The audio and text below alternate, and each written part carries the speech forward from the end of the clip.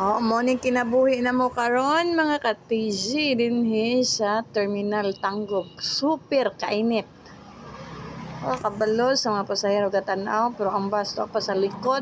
Gayo pati pandugaya sa likod. Ang kami in town pila ka minuto kahulat. Grabe kainit. Oy, sus, na mahimo gid ning saging rong sinugba ba ang resulta ni. Nawara good pertinita daghan na kay mi ana galinya diri. O tanaw mga tao ganipod sa ubang lugar para padulong og pagadian. Ang uban to pa sa waiting area sa mga pasahero to sulod tong aircon to pa didto tong pang layo-layo pang bus.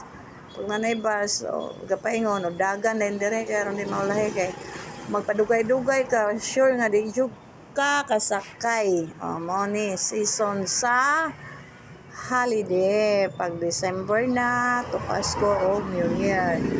Makabalo ka muliot gana abi na mauna ng basa ming guho kay lahi man ning abot kay atong para Cagayan sus para man dayon sa pagadian.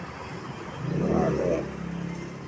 Kami guwanta sa kainit murag dili na ra ba jud hapit magwantang kainit sabra jud kainit sakit pagyud sa mong gibati.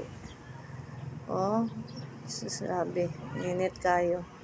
Okay, ngabot ng propaganda ng mga pasahero po dara, abi nila gasa o gikan sa waiting area tong aircon. Lumba na sila diya panggawas kay musakay na po ng bus para pagadian.